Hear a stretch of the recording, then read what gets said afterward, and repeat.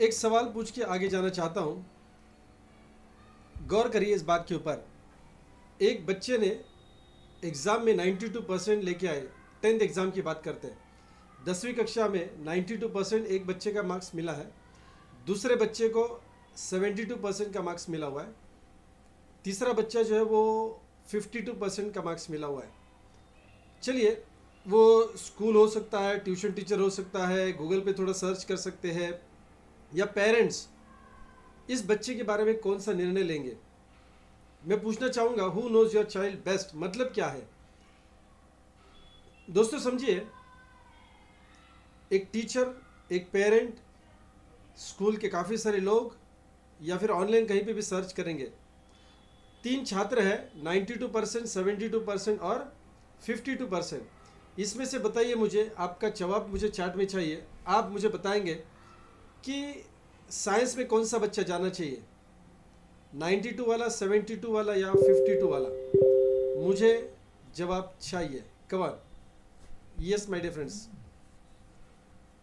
सबसे पहले हम साइंस वाले की बात करते हैं। साइंस में कौन सा बच्चा जाएगा, 92 वाला, 72 वाला या 52 वाला। कमान, चैट में आपका जवाब चाहिए। नमस्कार दोस्तों, नमस्कार। यस कमान,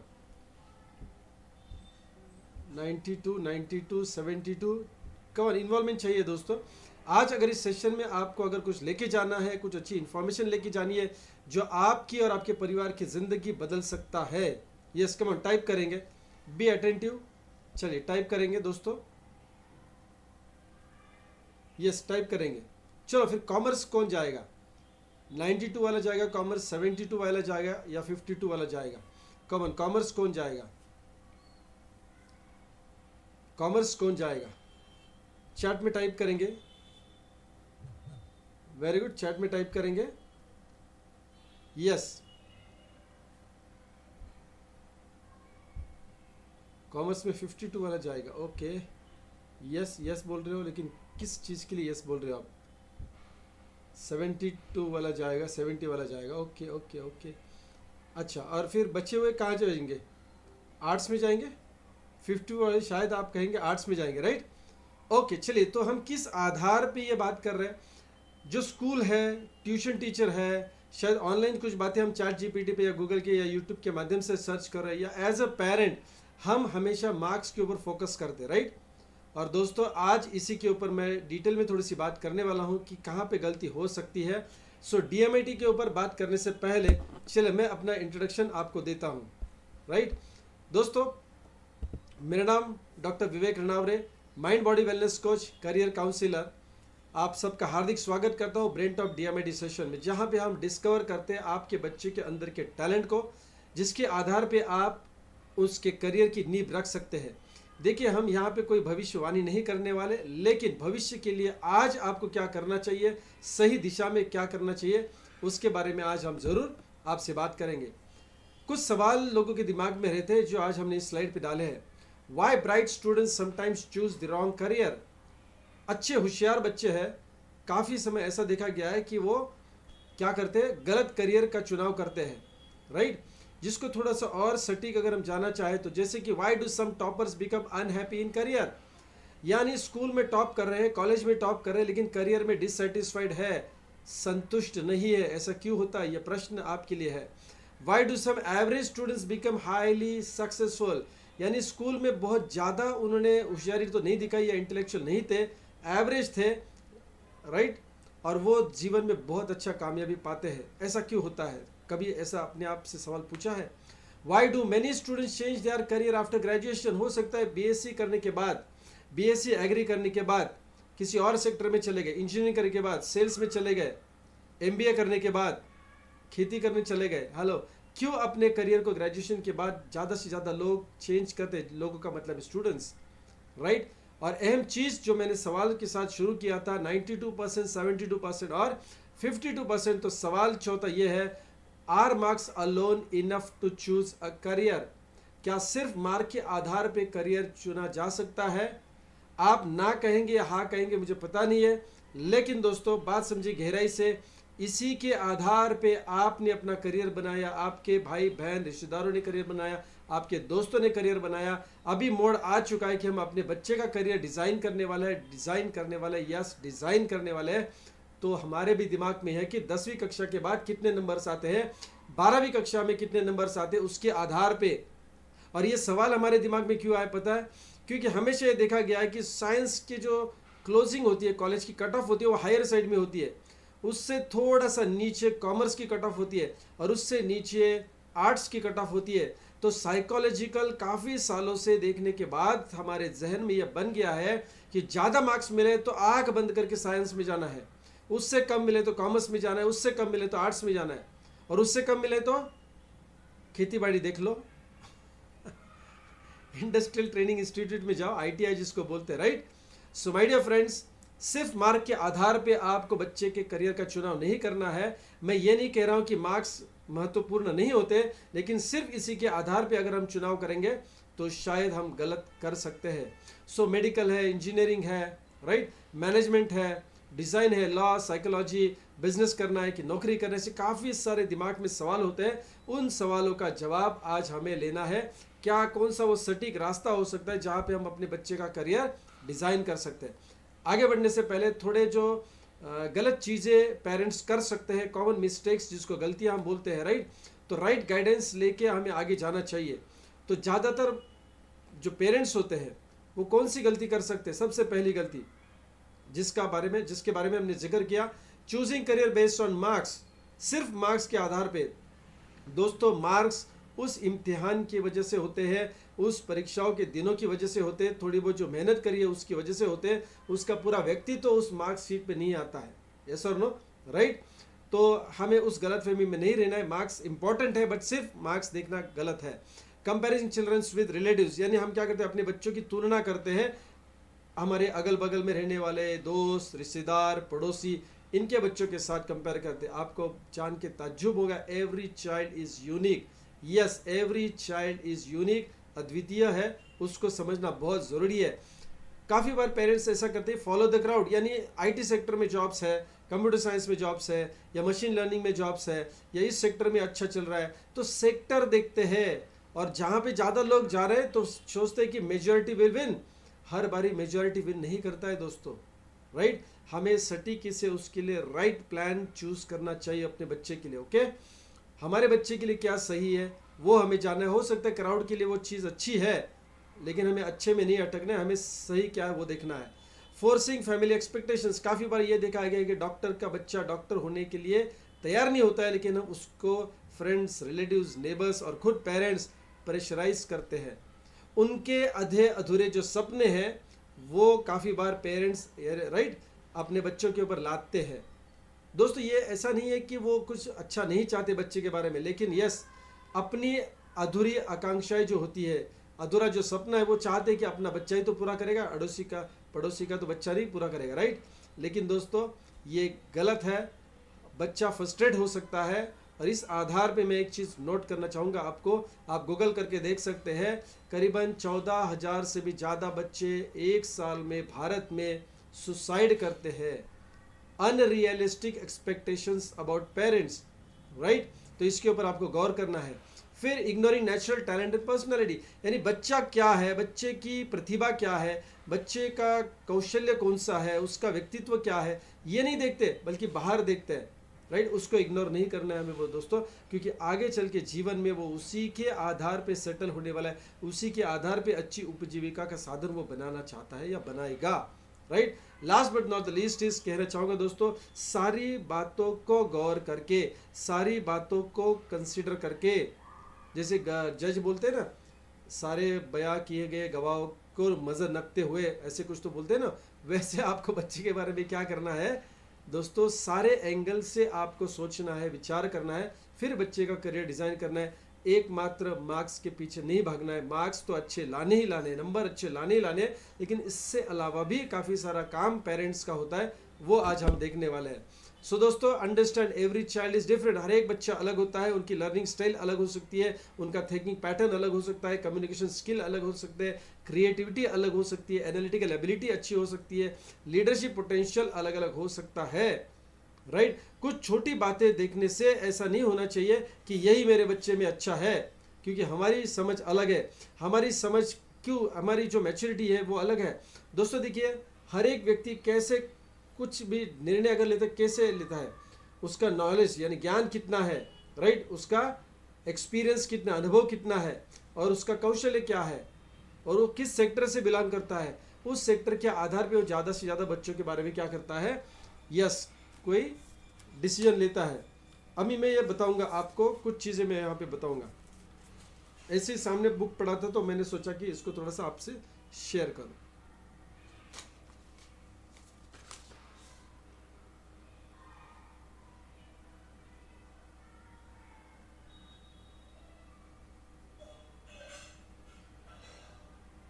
एक ड्राइंग पेंटिंग बनाया हुआ है, ओके।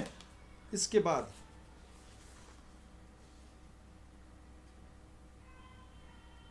ये वाटर कलर में की गई पेंटिंग है। आई होप मेरी आवाज़ तो आप तक आ रही है, राइट? टाइप करेंगे यस। नहीं, वैसे तो आवाज़ आ रही इसलिए आपने आंसर किया था, कोई बात नहीं। पता नहीं आपको ये स्पष्ट रूप से दिखाई दे रहा है कि नहीं दे रहा है, बट यस, थोड़ी बहुत दिखाने की कोशिश कर रहा हूँ। ओके, ये मैंने नहीं बनाई है, ये मेरी बच्ची ने बनाई है। अभी आप कहोगे बहुत अच्छी बनाई है, चलो पिताजी के एंगल से अगर देखेंगे तो आप भी कहेंगे यस अच्छी बनाई है, राइट, ओके। तो पिछले 2 साल से तो उसने कोई ड्राइंग नहीं करी, वो तो इंजीनियरिंग की प्रिपरेशन कर रही थी, अभी छुट्टियां मिली, राइट, तो उसने थोड़ा सा शौक फरमाया और उसने ये पेंटिंग्स करी। अभी ये थोड़ा सा जेनेटिकली आया है, इसके लिए मैं बोल रहा हूँ, इसको भी देखेंगे आप।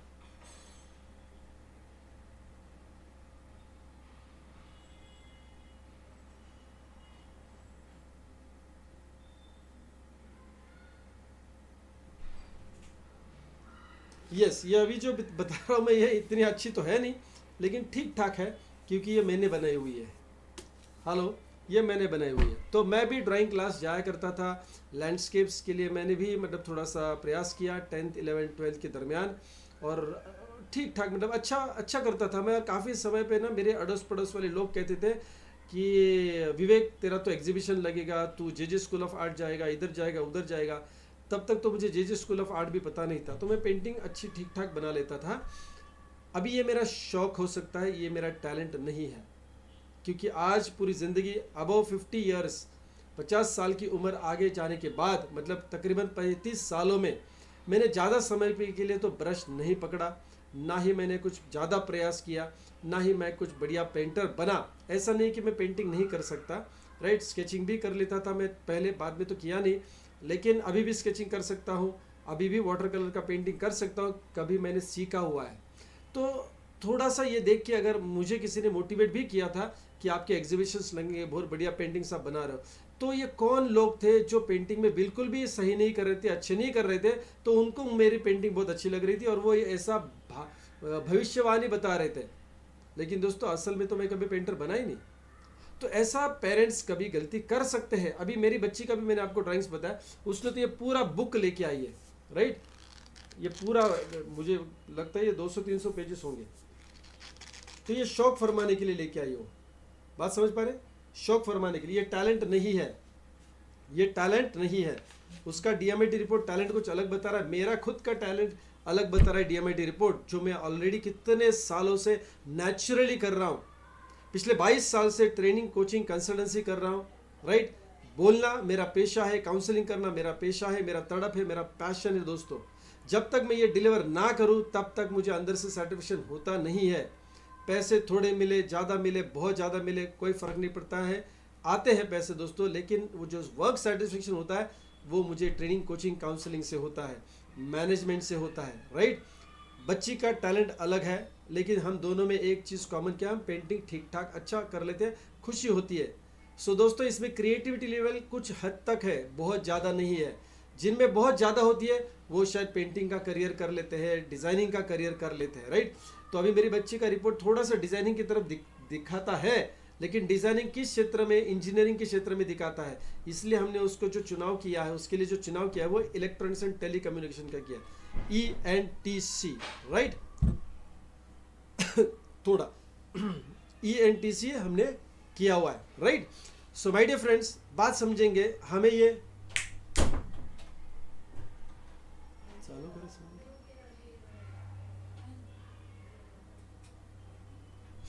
राइट, सॉरी,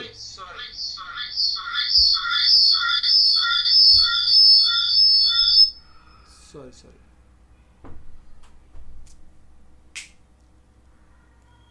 एक फोन आ गया था, राइट। ओके, सो दोस्तों हमें अलग अलग चीज़ें ध्यान में रखनी है, बहुत बारीकी से, बहुत सटीक से हमें बच्चे का करियर का डिज़ाइन करना है या चुनाव करना है, राइट। लेकिन इतना ध्यान में रखना है, every child has a unique combination of strengths, potentials and the role to recognise nurture and guide them. न उनको उस तरह से क्या करना है, नर्चर करना है, उनको सही तरीके की तालीम देनी है, माय डियर फ्रेंड्स, राइट। सो एक एग्जांपल, मैं हमेशा प्रैक्टिकल एग्जांपल देने में बिलीव रखता हूँ। चलिए और एक एग्जांपल हम प्रैक्टिकल देख लेंगे। अब ये एग्जांपल क्या है, जैसे एक ऊंट है और दो ऊंट है, बच्चे हैं सामने जो आप जू में देख रहे हो। दोस्तों ये जब अलग अलग प्राणियों को देखते हैं तो डेफिनेटली इनके अंदर थोड़ी सी तुलनात्मक भावना निर्माण हो जाती है, और वो क्या कहते हैं कि हमारी जो गर्दन है बहुत ज़्यादा लंबी है, राइट, हमारे पीठ के पीछे जो गोलाकार का है ना, जिससे राउंड वाला जो हम्प है वो किस लिए है, हमारे पैर ज़्यादा लंबे हैं, राइट, और हमारा जो फुट है, राइट, जो उसका तलवा है वो प्लेन है। तो भालू को देखते हैं, शेर को देखते हैं, हिरन को देखते हैं, गधे को देखते हैं, घोड़े को देखते हैं, कछुए को देखते हैं, खरगोश को देखते हैं, तो उनको थोड़ा सा अजीब लगता है कि मैं ऐसा क्यों हूँ। लेकिन दोस्तों काफ़ी सारा डिस्कशन करने के बाद उनको ये पता चलता है कि हम यहाँ पे प्राणी संग्रहालय के लिए नहीं बने गए हैं, हम बने हैं या बनाए गए हैं रेगिस्तान के लिए। क्योंकि रेगिस्तान में तो घास नहीं होती है, तो ऊंट को पेड़ से खाना पड़ता है, तो उसकी गर्दन लंबी है, राइट। रेगिस्तान में उनको पीने के लिए पानी नहीं मिलता है, राइट, लेकिन हज़ारों मील, या हज़ारों मील तो नहीं बोल सकता, लेकिन हो सकता है 100, 200, 500 मील उनको चल के जाना पड़ता है और पानी नहीं मिलता है, तो वो सर्वाइव कैसे करेंगे, राइट, रेगिस्तान में वो जीवित कैसे रहेंगे। तो ऊपर वाले ने उनको हम की व्यवस्था करके दिए ताकि वो कितने दिन बिना पानी के रह सकते हैं। पैर लंबे बनाए, क्योंकि ज़मीन जब धूप की वजह से तपती है तो उनके शरीर को नुकसान पहुंच सकता है, राइट, और जो उनका तलवा होता है, जो फुट होता है, वो प्लेन होता है ताकि रेत में, राइट, चलते समय उनको ज़्यादा तकलीफ ना हो। सो दोस्तों कितने बारीकी से ऊपर वाले ने इस जानवर का या इस प्राणी का निर्माण किया है। आप कहेंगे क्या ये खरगोश के साथ, कछुए के साथ, कुत्ते के साथ, बिल्ली के साथ, गाय के साथ, बकरी के साथ, शेर के साथ, बंदर के साथ ऐसा ही होता है? दोस्तों ऊपर वाले को चैलेंज ना करें। ऊपर वाले ने जो साधन सामग्री जिस व्यक्ति को या जिस जानवर को चाहिए, उसके जीवन का मकसद पूरा करने के लिए चाहिए, वो उसको दी है, वो उसको दी है, माय डियर फ्रेंड्स, राइट। तो ये थोड़ा सा बारीकी से और एक उदाहरण के माध्यम से समझते हैं, राइट, एक उदाहरण के माध्यम से समझते हैं। अभी देखिए यहाँ पे आप मुर्गी के और बदक के पैर देख रहे हैं, राइट। तो बदक के 2 उंगलियों के बीच में पर्दा है और मुर्गी के 2 उंगलियों के बीच में पर्दा नहीं है। इसका बारीकी से विचार करें दोस्तों, हमें विचार करने की भी ज़रूरत नहीं है, लेकिन अभी करना ज़रूरी भी है। ऊपर वाले ने बदक को पर्दा दिया है क्योंकि उसको पानी में तैरना है, हेलो, पानी में तैरना है, और मुर्गी को या मुर्गे को तो पानी में तैरना नहीं है, तो जिसको जिसकी ज़रूरत नहीं है उसको वो चीज़ नहीं दी गई ऊपर वाले ने। हेलो, बात समझ पा रहे कि नहीं? अभी मान लीजिए कि हम ऊंट की बात कर रहे थे, अगर मान लीजिए ऊंट अगर ये सोचे कि हमें तो रेगिस्तान के लिए बनाया गया, लेकिन हम यहाँ पे प्राणी संग्रहालय में क्या कर रहे हैं, जहाँ पे ये अंग्रेज अक्षर में आप ये देख रहे हो, अंग्रेजी में आप ये देख रहे हो, what are we doing here. अगर हमें रेगिस्तान के लिए बनाया गया तो हम यहाँ पे क्या कर रहे हैं, पिंजरे में क्या कर रहे हैं? दोस्तों वो एक दूसरे को समझा रहे कि हम तो मजबूर है, लेकिन दोस्तों इंसान मजबूर है, उसको जो परमात्मा ने दिया है वो उसका इस्तेमाल करके अपने जीवन में सफलता पा सकता है कि नहीं पा सकता है। चलो इंसानों की बातें बाद में करेंगे, पहले सबसे पहले सोचते हैं दोस्तों हर एक प्राणी, हर एक जानवर जो इस भूतल पे है, उसको जो ज़रूरत है उसको परमात्मा ने वो चीज़ दी है, ये सर नो। लेकिन मैं पूछना चाहता हूँ कि जितने भी जानवर आपने देखे हैं उन सब के जीवन का मकसद क्या है, थोड़ा कभी सोचा आपने? गाय है, भेड़ है, बकरी है, राइट, शेर है, चीता हो सकता है, घोड़ा हो सकता है, गधा भी हो सकता है, कछुआ भी हो सकता है। इन सब जानवरों का, पशु पक्षी, ये जो जानवर है इनका जीवन का मकसद क्या है? चलो टाइप करेंगे, चैट में टाइप करेंगे my dear friends, come on, chat में टाइप करेंगे इनका जीवन में मकसद क्या है। मेरे हिसाब से एक ही मकसद है, पेट पूजा करना, बाकी सारे मकसद बाद में आते हैं। सो पेट पूजा करना मतलब क्या है कि अपने शरीर को भूखा नहीं रखना, यानी पेट पूजा करना। पूरा जीवन का मकसद क्या है? बस खाना खाना है बस उनको। ये सर नो, गाय ले लीजिए, बकरी ले लीजिए, उसको ऑफिस नहीं है बंदर ले लीजिए, शेर ले लीजिए, पूरा दिन क्या करता है? क्या करेगा? शिकार करेगा, शेर आराम करेगा, सोएगा, फिर उठेगा, शिकार करेगा, आराम करेगा, सोएगा, फिर शिकार करेगा, आराम करेगा, सोएगा। उसको घर बनाना है, उसको इंश्योरेंस पॉलिसी निकालना है, उसको ड्राइविंग सीखना है क्या, उसको फैक्ट्री बनानी है क्या? कुछ मकसद नहीं है दोस्तों। पूरे जीवन एक ही मकसद है, अपना पेट पालना है। हेलो, ये जानवर की बात कर रहा हूं मैं, इंसानों की बात नहीं कर रहा। लेकिन काफ़ी सारे इंसान इनकी ज़िंदगी जी रहे, सॉरी टू से, अपने जीवन का लक्ष्य ही नहीं है। इसका यह मतलब है कि जानवर के पास लक्ष्य नहीं होता है, लेकिन जो लक्ष्य होता है उसको सल्यूट है माय डियर फ्रेंड। जानवर को सल्यूट है। क्यों? मैं सलाम ठोकता हूँ जानवरों को, क्योंकि अपने जीवन का जो अंतिम उद्देश्य है, उसके ऊपर, उद्देश्य जो है उसके ऊपर रोजाना काम करता है। क्या उद्देश्य है? पेट भरना। रोजाना पेट भरने के लिए काम करता है। एक दिन, 2 दिन, 4 दिन अगर शिकार नहीं मिलती है, खाने को नहीं मिलेगा, तो वो भटजी के पास जाके, राइट, ब्राह्मण के पास जाके अपनी कुंडली नहीं दिखा रहा है। हेलो, वो नारायण नागबली नहीं कर रहा है। हेलो, वो सिर्फ कर्म कर रहा है। जानवरों को पता है कि कर्म करना होता है, और इंसान आराम से कार्यक्रम करता है। यस माय डियर फ्रेंड्स, चलिए, लेकिन इंसान थोड़े से अलग होते हैं। इंसान को कामयाबी पानी है, इंसान कामयाबी पाता भी है। सो परचेस नहीं बोल रहा, purpose and success of every individual is different. हर एक व्यक्ति का अपने जीवन का मकसद अलग होता है। इसीलिए तो आप सामने ये सारे कलाकार देख रहे हो। कलाकार इन्हें अपने जीवन के ये कलाकार है। जैसे कि जाकिर हुसैन हो सकते हैं, मोहम्मद रफ़ी हो सकते हैं, बिल गेट्स हो सकते हैं, मुकेश अंबानी हो सकते हैं, right, mother Teresa, Lata Mangeshkar, doctor APJ Abdul Kalam, Shiv खेरा, अमिताभ बच्चन, सचिन तेंदुलकर वगैरह। और ये सारे लोग अपने अपने जीवन में कामयाब है दोस्तों, लेकिन हर एक व्यक्ति की कामयाबी अलग है। हर एक व्यक्ति की कामयाबी माय डियर फ्रेंड्स अलग है। हेलो, हर एक व्यक्ति की कामयाबी अलग है। हर एक जानवर का मकसद एक है, लेकिन इंसान में ये खूबी है दोस्तों, इंसान को थोड़ा सा स्पेशल ट्रीटमेंट शायद ऊपर वाले ने दिया है कि अपने टैलेंट के आधार पे वो कामयाबी हासिल कर सकता है। दोस्तों, लता दीदी तो संगीत क्षेत्र से थी, लेकिन लता दीदी को गाने के अलावा, स्वर के अलावा कुछ नहीं दिया है। सबसे उत्तम क्या दिया? तो स्वर दिया। उसी गाने के क्षेत्र में या संगीत के क्षेत्र में डॉक्टर पंडित जो जाकिर हुसैन साहब थे, जाकिर हुसैन साहब को क्या दिया है? तबले की कलाकारी दी है, वो टैलेंट दिया है। वो ऐसा नहीं कि गाना नहीं समझते, लेकिन उनको टैलेंट दिया है तबले का। बात समझ पा रहे गहराई से दोस्तों?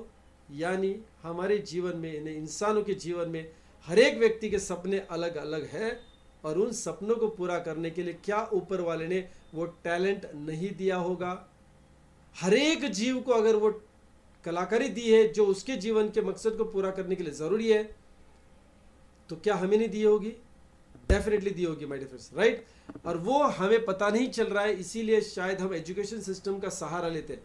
हेलो, बात समझ पा रहे गहराई से? यस। तो हम क्या कर रहे हैं कि अपने बच्चों को, यानी अगली पीढ़ी को, हम भी जा चुके हैं, हम अगली पीढ़ी को क्या कर रहे हैं? एजुकेशन सिस्टम में भेज रहे हैं। अब ये एजुकेशन सिस्टम होता कैसा है? ये सामने आप देख रहे हैं ना, ऐसा होता है।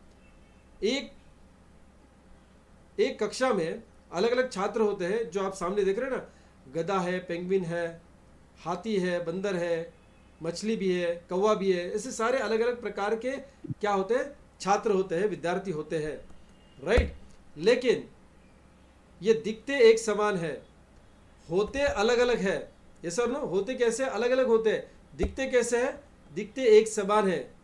दोस्तों, अगर ये अलग अलग होते हैं और दिखते एक जैसे है, तो हमें थोड़ा सा बारीकी से सोचने की ज़रूरत भी है। क्या ज़रूरत है दोस्तों? एजुकेशन सिस्टम हमें जब एक कक्षा से लेकर दूसरी कक्षा में, तीसरी कक्षा में, चौथी कक्षा में, पांचवी कक्षा में जब लेके जाता है, तो क्या करता है? इम्तिहान लेता है। ये सब नो, और ये इम्तिहान सारे छात्रों का एक ही होता है। जैसे कि बंदर का और गधे का इम्तिहान एक ही ले रहे, हाथी का और पेंगुइन का इम्तिहान एक ही ले रहे। जैसे यहाँ पे एक दर्शाया गया है एग्जाम्पल के तौर पे, for a fair selection everybody has to take the same exam, please climb that tree. 1 2 3 पेड़ पे चढ़ के दिखाओ। अरे हेलो, अभी ये सारे छात्र एक क्लास के, एक एग्जाम ली गई है, चलो पेड़ पे चढ़ के बताओ, कौन चढ़ के दिखाएगा माय डियर फ्रेंड्स? गधा दिखा सकता है, पेंगुइन दिखा सकता है, हाथी दिखा सकता है? हाथी को बोलो उखाड़ के फेंक दे पेड़ को, उखाड़ के फेंक देगा। गधे को बोलो जो उखाड़ के फेंका हुआ उसको यहाँ से वहाँ लेके जाएगा। मछली का वहाँ पे कोई काम नहीं है। अभी अल्बर्ट आइंस्टाइन क्या कहते पता है? इफ यू जज a fish by its ability to climb a tree, it will spend its entire life believing it is stupid. वो उसको लगेगा यार मैं पेड़ पे नहीं चढ़ पा रही, मछली क्या सोची मैं पेड़ पे नहीं चढ़ पा रही हूँ, इसका मतलब मेरे में कुछ कमी है। हेलो। और ऐसा ही बच्चा सोचता है, समझता है, और इसीलिए भारत में 14,000 से भी ज़्यादा आत्महत्या, सुसाइड होता है बच्चों का भारत में हर साल। इसके ऊपर गौर करना बहुत ज़रूरी है। हमें कैसे पता चलेगा कि जो क्लासरूम, जो पाठशाला उसकी जो इम्तिहान ले रहा है वो ठीक ले रहा है, लेकिन हमारा बच्चा हाथी है, पेंगुइन है, कौवा है, बंदर है कि गधा है, हमें कैसे पता चलेगा? हमें टिप्पणी देखनी पड़ेगी। वो मार्कशीट वो सारी चीज़ नहीं बता पाएगी हमारे बच्चे के बारे में, कुछ हद तक बता पाएगी, यस, सारी चीज़ें नहीं बता पाएगी, right. So my dear friends, इसके ऊपर हमें गौर करना है, और गौर करने के लिए बहुत बड़ा पुरातन एक उदाहरण आपको दे रहा हूँ। 5,000 वर्ष पूर्व का। पांडव पुत्र एक ही पिता के पुत्र, एक राजघराने के पुत्र थे, सुपुत्र थे, राजकुमार थे, और वो जब शिक्षा पाने के लिए गुरुकुल में गए तो दोस्तों एक ही परिवार के सदस्य एक ही गुरुकुल में जाते, एक ही गुरु से शिक्षा पाते हैं, लेकिन अर्जुन धनुर्विद्या, नकुल सहदेव यस तलवारबाजी, भीम गदा युद्ध, बात समझ पा रहे कि नहीं, और युधिष्ठिर धर्म का शिक्षण और भाले का फेंक, भाला फेंक जो हम बोलते हैं, राइट। तो ये एक ही क्लास में बैठ के भी, एक गुरुकुल में जाने के बावजूद भी उनको अलग अलग शिक्षा प्रदान की गई है। ये हमारा सनातन जो गुरुकुल सिस्टम था ना, बहुत बढ़िया था, लेकिन जैसे अंग्रेज आ गए ये सब खत्म हो गया माय डियर फ्रेंड्स, ये सब खत्म हो गया, ये सब खत्म हो गया। और अभी हमको इसका ही अट्रैक्शन नहीं रहा है, अभी हमको अट्रैक्शन रहा है वेस्टर्न वर्ल्ड का। सो ठीक है, अच्छी भी चीज़ें उसमें कुछ है, लेकिन दोस्तों हमें थोड़ा जागरूक रहना पड़ेगा, क्योंकि हमारे बच्चे का करियर है ना, सिर्फ कॉलेज के 4 या 6 साल 8 साल नहीं है। मैं सिर्फ कॉलेज की बात कर रहा हूँ, ग्रेजुएशन हो सकता है, पोस्ट ग्रेजुएशन हो सकता है, या पीएचडी हो सकती है, सिर्फ उतना नहीं है। उस 6-8 साल में जो पढ़ा है बच्चा, उसको जीवन भर इस्तेमाल में लेके आना है। 35-40 साल उसको रोजी रोटी कमानी है, या अपने जीवन को व्यतीत करना है, कामयाब बनाना है, तो इसी 6-8 साल के आधार पे करने वाला है। इसका चुनाव हमें बहुत बारीकी से करना होगा, होशियारी से करना होगा, right. So everybody wants to be successful, yes और no, everybody wants to be successful, लेकिन वेरी फ्यू पीपल सक्सीड। और सक्सेस का राज अगर मैं आपसे पूछूं तो आप कहेंगे 2 ऑप्शन से आपके पास, चलिए कहीं आप कहेंगे ए और बी। ए यानी लक, बी यानी inborn quality talent potential, inborn talent quality potential. आपको क्या लगता है, ए या बी, लक या inborn quality talent and potential? कामयाब होने के लिए क्या जरूरी है?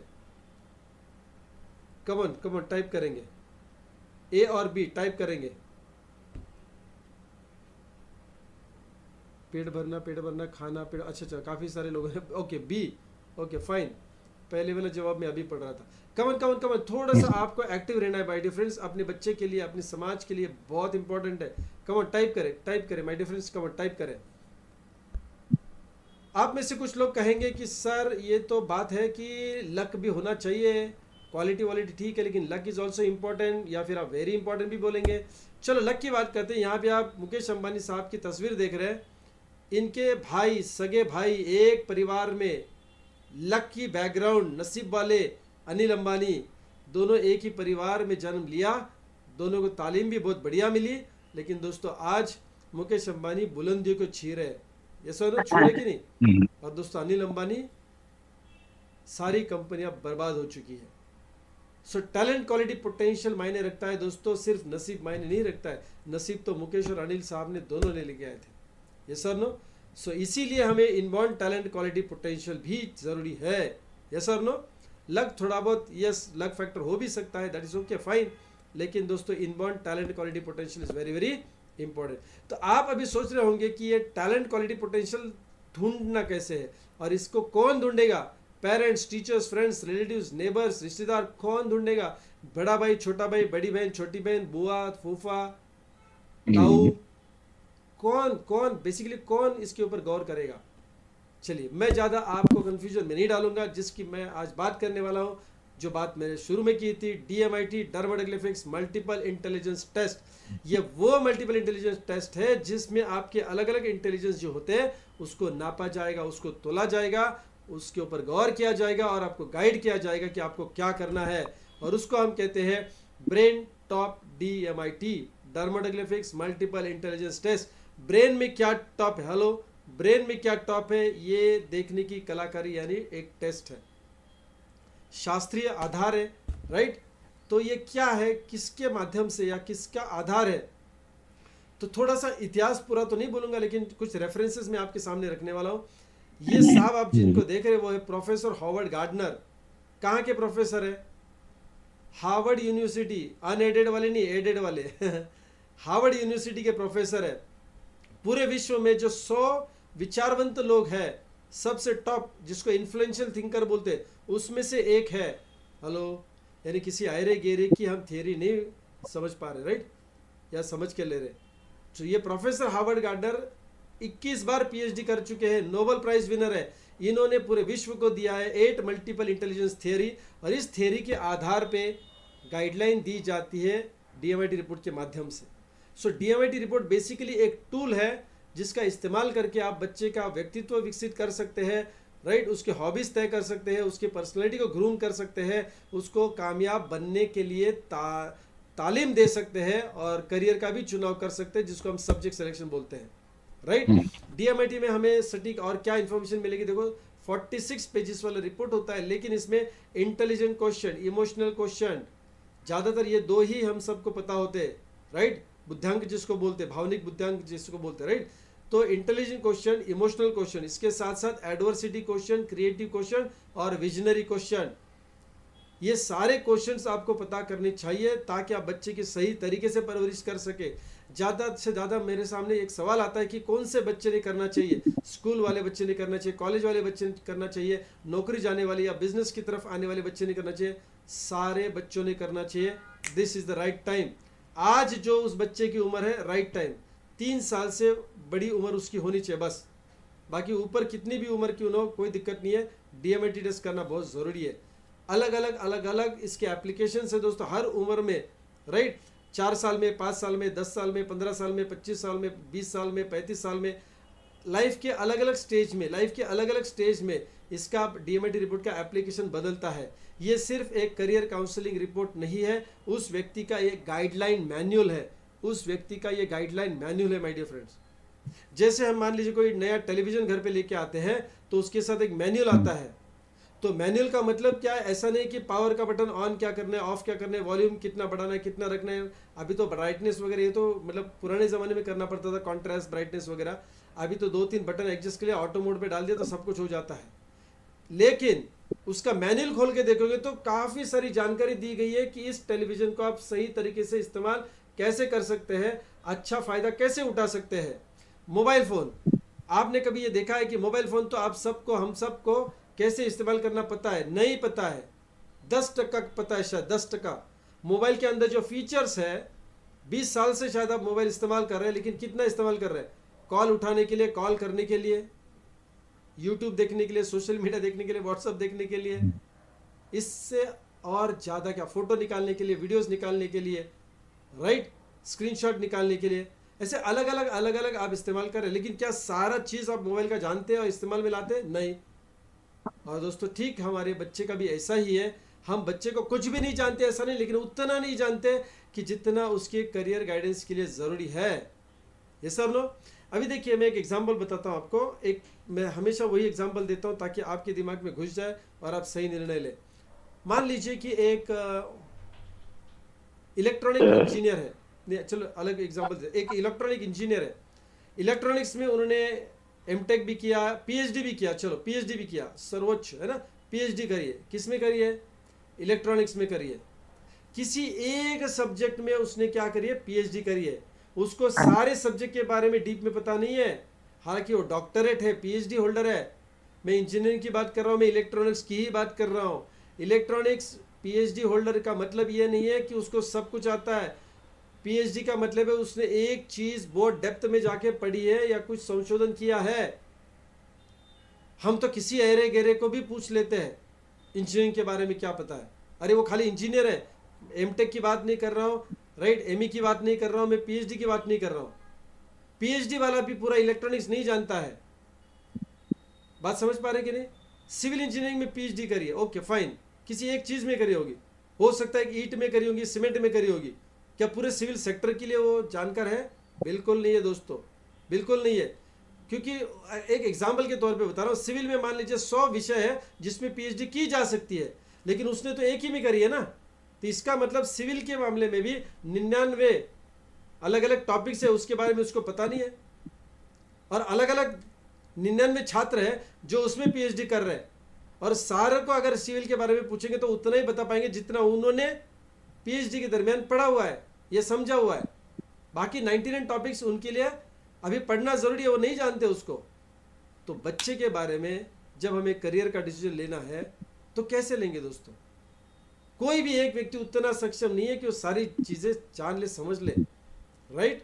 और इसीलिए डीएमआईटी इंपॉर्टेंट है हमारे लिए, क्योंकि डीएमआईटी के माध्यम से जो 8 मल्टीपल इंटेलिजेंस का थियरी हमारे सामने आया है, 8 मल्टीपल इंटेलिजेंस थियरी जो प्रोफेसर हार्वर्ड गार्डनर साहब ने दी है, सारे हमारे ह्यूमन, सारे मनुष्य जाति 8 इंटेलिजेंस हर व्यक्ति में होते हैं।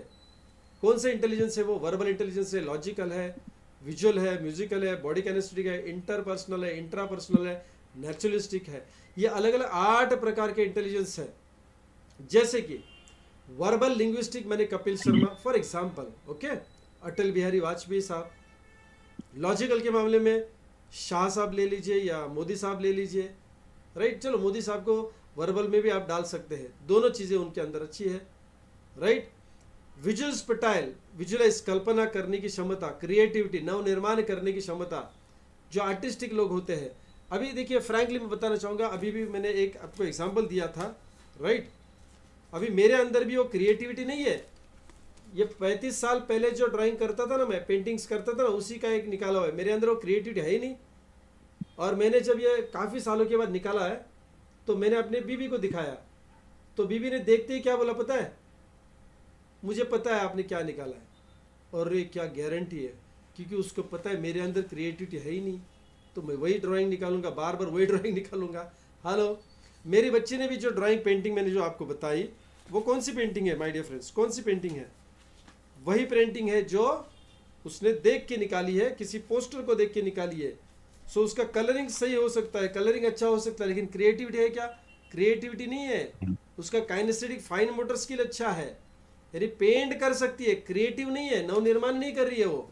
हेलो, और इसीलिए मैंने सटीक से आपको बताया कि ये डेप्थ में जाके बच्चे के बारे में हमको समझना बहुत ज़रूरी है। उस मोबाइल की तरह मोबाइल के सारे फंक्शंस हमें पता नहीं है, वैसे बच्चे के बारे में थोड़ा बहुत पता है, सारा पता नहीं है, right.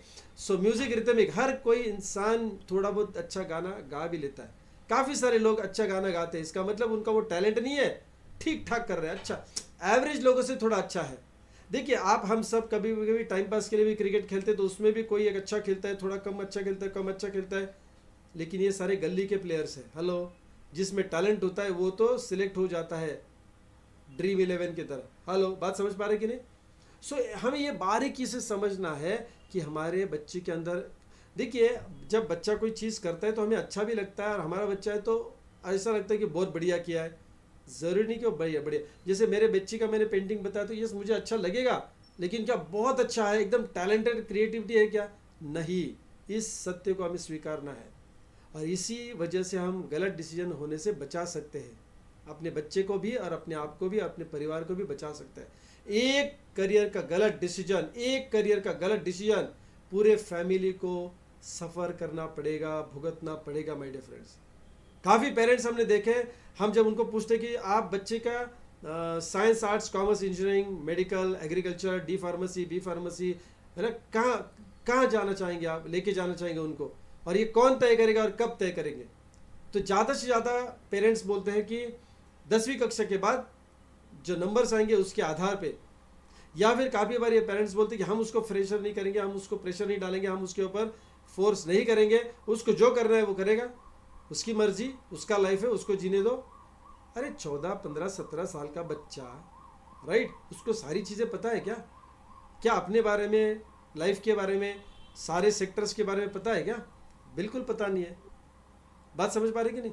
So my dear friends, इतना हमें सटीक अगर समझना है बच्चे को, सटीक अगर करियर को डिज़ाइन करना है, तो दोस्तों 8 मल्टीपल इंटेलिजेंस थियरी के माध्यम से जो हार्वर्ड गार्डनर ने थियरी दी है ना, इसको हमें काम में लाना पड़ेगा।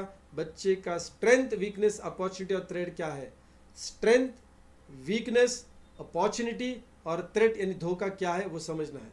तो हर एक उम्र में अलग अलग एप्लीकेशंस होते हैं। सो 3 साल से ऊपर वाले बच्चे का आप टेस्ट करा सकते हैं। अभी टेस्ट करने से फ़ायदा क्या होगा, जितने कम उम्र में आप ये टेस्ट करेंगे उससे फ़ायदा क्या होगा दोस्तों? देखिए, जो 3, 4 साल, 5 साल वाले बच्चे हैं, इनका व्यक्तित्व विकसित होते समय उनको लर्निंग जो देना पड़ता है, भाषा सिखानी होती है, यस और साइन लैंग्वेज सिखाना होता है, काफ़ी सारी चीज़ें सिखानी होती है। अगर आपको बच्चे का दिमाग कैसे काम करता है, वो लर्निंग स्पीड उसका क्या है, कम स्पीड है, मीडियम स्पीड है, हाई स्पीड है, ये पता कर सकते हैं आप इस रिपोर्ट के माध्यम से।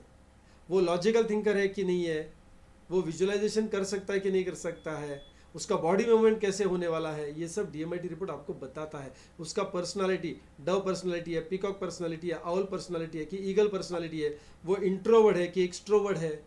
अगर ये आपको बच्चे के बारे में अगर पता चले तो क्या आप उसकी सही परवरिश नहीं कर सकते? डेफिनेटली कर सकते मेरे फ्रेंड्स, राइट। अगली बात है चिल्ड्रन यानी थोड़ा सा ऊपरी एज के अंदर है ना, 5 साल, 7 साल, 8 साल, उसके व्यक्तित्व को डेवलप करने के लिए, उसको पर्सनल ग्रूमिंग करने के लिए, राइट, उसका पर्सनालिटी डेवलप करने के लिए, राइट, आप इस रिपोर्ट का उपयोग कर सकते हैं। बाद में मान लीजिए 10वीं 12वीं के दरमियान सब्जेक्ट सिलेक्शन जिसको हम बोलते हैं, करियर सिलेक्शन, उसी को लोग बोलते हैं कि आर्ट्स में जाना है, साइंस में, कॉमर्स में, इंजीनियरिंग में, फिर मैकेनिकल इंजीनियरिंग में जाना है कि सिविल इंजीनियरिंग में, कि इलेक्ट्रॉनिक्स इंजीनियरिंग में जाना है, ये तय करने के लिए 15 साल 17 साल के दरमियान इस रिपोर्ट का इस्तेमाल आप करेंगे। यानी हर उम्र में आप रिपोर्ट का एप्लीकेशन कर सकते हैं, करना ज़रूरी है।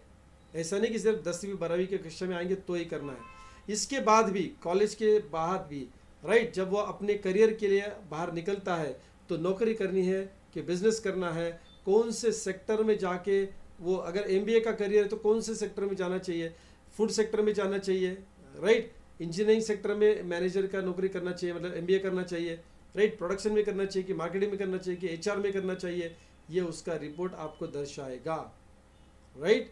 सो सटीक आप उसके बारे में निर्णय ले सकते हैं। ओके, तो इसके लिए करना क्या है, हमें ज़्यादा कुछ करना नहीं दोस्तों।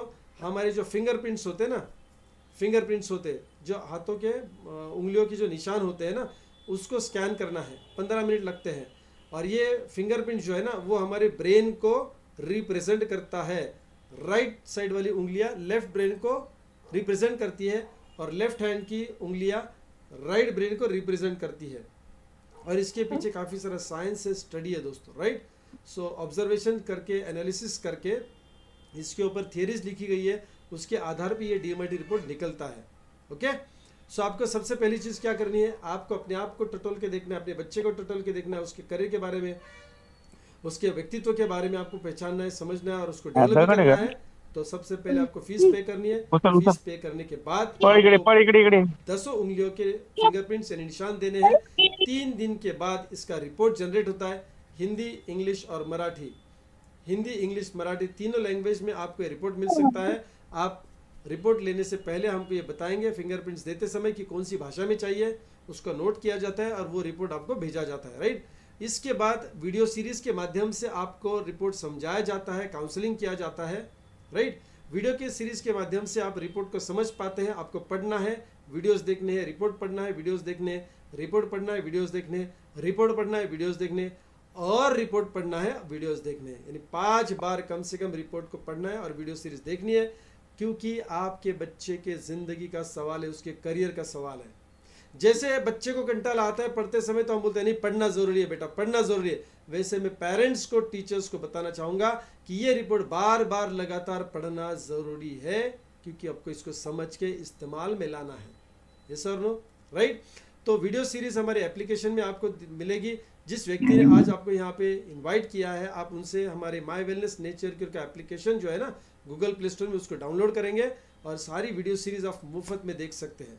ओके, लेकिन टेस्ट करने के लिए पैसा कितना चाहिए, दोस्तों ज़्यादा नहीं, ओनली 5000 रुपीज़, कितना, 5000 रुपया आपके बच्चे के भविष्य को समझने के लिए, बनाने के लिए नहीं बोल रहा, समझने के लिए कि कौन से सेक्टर में आगे जाना है, उसकी पर्सनैलिटी को समझ के उसकी पर्सनैलिटी डेवलप करने के लिए, हाई लर्नर है, मीडियम लर्नर है कि स्लो लर्नर है, इंट्रोवर्ड है कि एक्सट्रोवर्ड है, राइट, उसके ऊपर वातावरण का इफेक्ट होता है कि उसका इफेक्ट वातावरण पे होगा, ऐसी काफ़ी सारी चीज़ें, राइट। जैसे मैंने पहले भी बताया, IQ, EQ, AQ, CQ, VQ, ये सारी चीज़ें आपको बच्चे के बारे में समझ में आएगी। एक उदाहरण के लिए बोलूँगा दोस्तों, CQ के बारे में तो मैंने बोल दिया, क्रिएटिव क्वेश्चन, नवनिर्माण करने की क्षमता है कि नहीं है। फिर आपको समझेगा AQ यानी एडवर्सिटी क्वेश्चन, जीवन में कभी ना कभी कोई ना कोई दिक्कतें तो ज़रूर आने वाली है, तो जब कोई मुश्किल दौर गुजरता है तो क्या ये मेरा बच्चा उसका सामना कर सकता है, कठिनाइयों का सामना कर सकता है कि वो भागेगा वहाँ से, यानी जिसको फाइट और फ्लाइट बोला जाता है, इसके बारे में भी आप समझ सकते हैं। विजनरी क्वेश्चन समझ सकते हैं, 10 साल 15 साल 20 साल आगे सोचने की उसकी कैपेसिटी है कि नहीं है, क्या उसको गाइडलाइन की ज़रूरत है कि नहीं है, ये आपका रिपोर्ट दर्शाएगा, राइट। फिर IQ है, EQ है। IQ का मतलब है ability to solve a problem in any given situation, समस्या को सुलझाना किसी भी परिस्थिति में, उसको कहते हैं इंटेलिजेंट क्वेश्चन, IQ। ये हार्वर्ड गार्डनर के माध्यम से दोस्तों हम आप तक ये इन्फॉर्मेशन पहुंचा रहे हैं। सो ये हम अपने दिमाग से नहीं बोल रहे, हार्वर्ड गार्डनर ने जो उस थियरी में लिखा है, जो नोबेल प्राइज विनर है, एकेडमिशियन है, राइट, मोस्ट इन्फ्लुएंशियल थिंकर है, 21 PhD कर चुके हैं दोस्तों, उनका हाथ पकड़ के हम आगे लेके जा रहे हैं आपको, राइट। सो दोस्तों, हर महीने के आखिरी शुक्रवार 2 से ढाई घंटा रिपोर्ट का एप्लीकेशन कैसे करना है, इसका मैं ऑनलाइन कंसल्टिंग आपको करता हूँ, यानी काउंसलिंग करता हूँ, इसमें आप ज़रूर भाग लीजिए, राइट। अभी अगर आपके रिपोर्ट्स आए थे, इसको 4 बार 5 बार पढ़िए, वीडियो सीरीज़ देखिए, और फिर इस महीने के आखिरी शुक्रवार 8 से लेकर 10 बजे तक रिपोर्ट का एप्लीकेशन कैसे करना है, इसके बारे में मैं आपसे बात करने वाला हूँ, right. So my dear friends, सबसे पहले तो आपका स्वागत है यहाँ पे, और आप धन्यवाद देंगे उस व्यक्ति को जिन्होंने आज यहाँ पे आपको इनवाइट किया ऐसे बेहतरीन प्रेजेंटेशन को सुनने के लिए। सो माय वेलनेस प्रमोटर का आप हार्दिक अभिनंदन भी करेंगे और शुक्रिया भी व्यक्त करेंगे दोस्तों। Thank you so much. अगर आपको ज़्यादा जानकारी चाहिए तो उस व्यक्ति के साथ बात करें जिस व्यक्ति ने आज आपको यहाँ पे इनवाइट किया है। आपने अपना बहुमूल्य समय अपने फैमिली के लिए, अपने परिवार के सपनों के लिए, यानी अपने बच्चे के सपने के लिए दिया है दोस्तों। Thank you so much. So अगले सेशन में ज़रूर मिलेंगे गुरुवार के दिन रात के 8 बजे। Thank you so much. और यस, अगले सेशन में यानी गुरुवार के दिन आपको अलग लिंक मिलेगी। अभी तक हम जूम की लिंक का इस्तेमाल कर रहे थे दोस्तों, अभी जूम का इस्तेमाल हम नहीं करेंगे। हमने दूसरा एप्लीकेशन आपके लिए लेके आए हैं, तो उस एप्लीकेशन के माध्यम से हम समझेंगे, राइट। सो लिंक आपको मिलेगी, उस लिंक के ऊपर ही आपको क्लिक करके ज्वाइन करना है। हम इस एप्लीकेशन की लिंक यानी जूम एप्लीकेशन की लिंक को डिसकंटिन्यू करने वाले हैं, ज़्यादा फीचर्स और बेहतरीन आपको सेवा देने के लिए। धन्यवाद। जय हिंद।